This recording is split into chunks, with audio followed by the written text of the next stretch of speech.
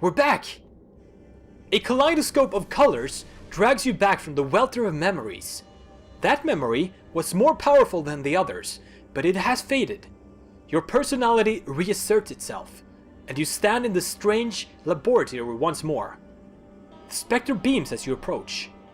That was great! Did you see that? Scattered them! So I'm attuned now? What does that mean exactly? Well, it means you're alive, for one thing. So that's a bonus. The tides keep your body together, sucking energy in so you can heal.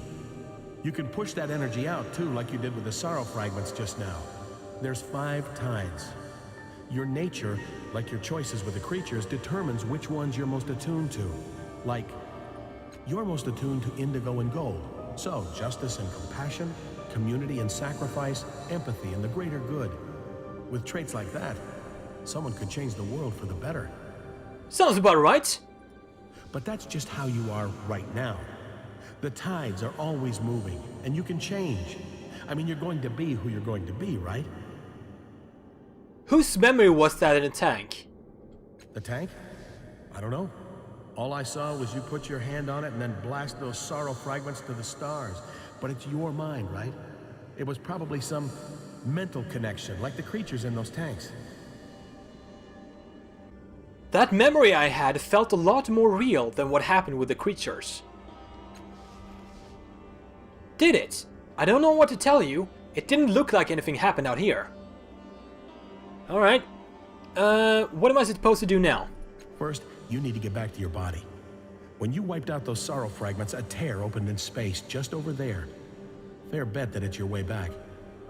Second, you need to find something called a resonance chamber. I don't know everything about it, but I remember what it's supposed to do. It's supposed to stop the sorrow, once and for all. It'll look a lot like the tank you used to attune yourself, a glass sarcophagus. Except in the real world, it's inside a crystal dome somewhere with 5 mechanical arms around it and a metal ring set in the floor. I'm sure you can't miss it. Use it like you used this one, and we should be fine. Tell me more about the creatures before we go. That was the sorrow. Or pieces of it, anyway. You can imagine how terrible the real thing is. I don't remember much. Maybe you know more than me, but the sorrow is what threw you to the ground and nearly killed you. It's still after us. It'll always be after us. Unless you can stop it. But if this is in my mind, the sorrow must be part of me, right? But we got you attuned, right? We can do this too, together. I have a plan. Alright, we're ready to go. Alright, good luck. Where's this tear you were talking about? Oh, right here. I'm a blind dummy. What looks like a tear in space shimmers in the air.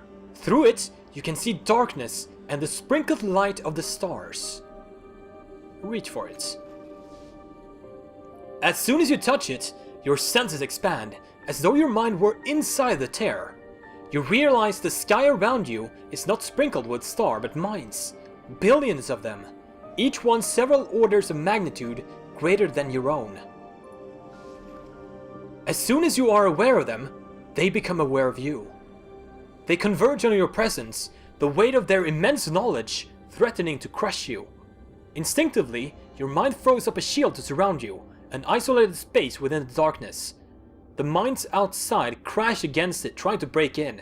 The shield holds strong. Explore the space, see what else you can do. The minds outside fade away, and you sense the presence of other objects appearing in the space. Representations of your will. Or perhaps not your will. Like the shield, you aren't so much creating the objects as recalling things that had already been created once. The shell, like your own, once belonged to someone else. 2 things come sharply to your mind. Symbols of will in the form of simple objects. A circular window and a metallic cube. Examine the cube. As soon as you touch it, words and pictures form in the air above it. It's some kind of information cube recording your memories. It's easy to scan through the information it currently holds. It chronicles your fall and your experiences with the spectre and the sorrow, like a kind of journal. And there's additional information in there you did not know. Diaphanous strings connect the journal to the outside, somehow making connections between your experiences and the vast knowledge that lies out there. Even as you scan through the data, new information magically appears, describing the room you're in and the objects you see. The journal mentions a wooden chest here near your shell, which you did not see before, but which appears next to you even as the words are written in the air. Open the chest. 3 sets of clothes are folded neatly inside. A small card sits atop each set. On the cards are the words Glaive, Nano, and Jack, respectively. You realize these are potential aspects of yourself, like the doppelgangers in a mirror before. With this chest, you can choose who you are. I want to look out the window first, see what happens. The window is a convex lens magnifying the outside. The mines are actually shining lattice works of light, and the space between them is not empty as you had thought. Gossamer strands connect each mine to every other mine and to your own shielded space. Nothing is truly isolated here, not even you. Let's see what these clothes are. Examine the glaive's clothes. They are the clothes of a warrior, made for someone who uses strength and speed to overcome any challenge in their way. They look like your size. What about the Nano? The Nano's clothes have a multitude of pockets and paraphernalia. These are the clothes of someone who wants to understand the world.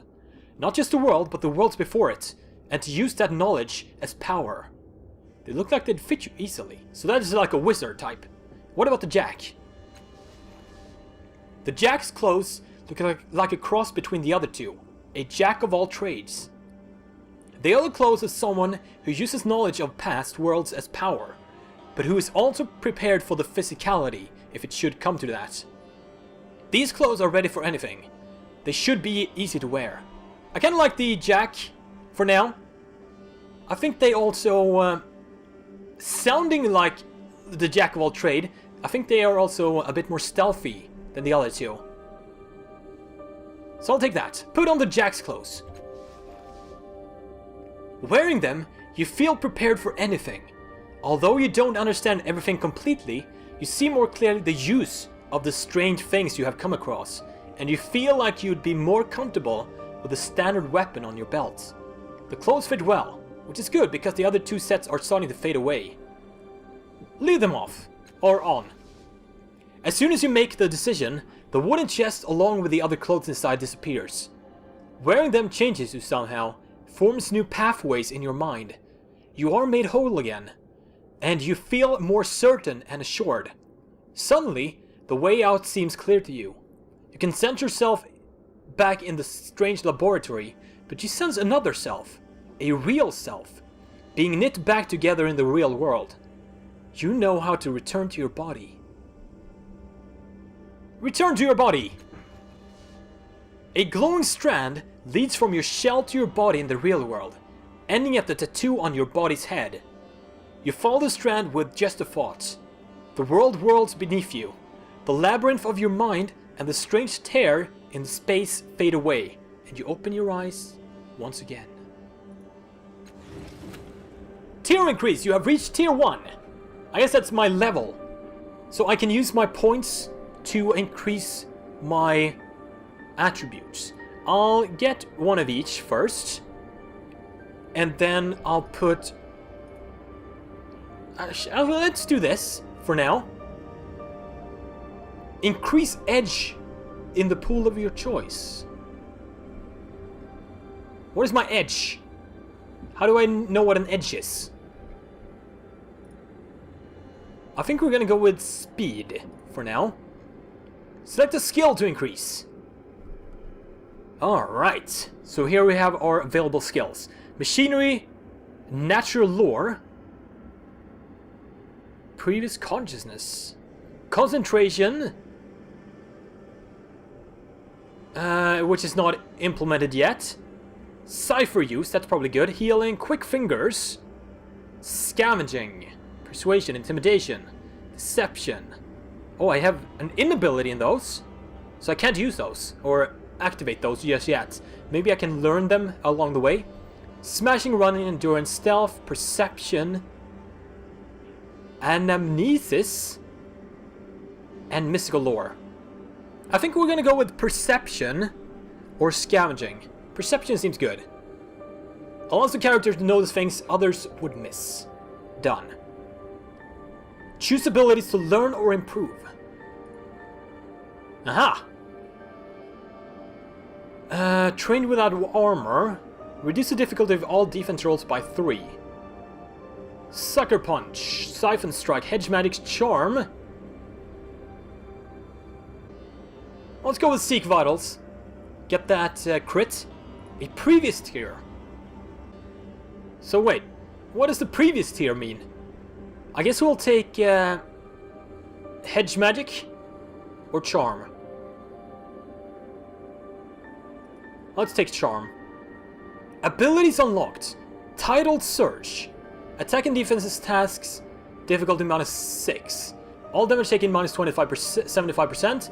All damage dealt doubled. All companions take 7 intellect damage. Effort on defense. 3 speed per turn when active. All defense tasks difficulty -3. Cool. Practice with light and medium weapons. And flex skill. Once per day, choose 1 exploration, lore, crafting, or conversation skill to increase the Jack skill level with. That seems pretty good. I'll take it. So, this is our character right now. Confirm. We are ready to go.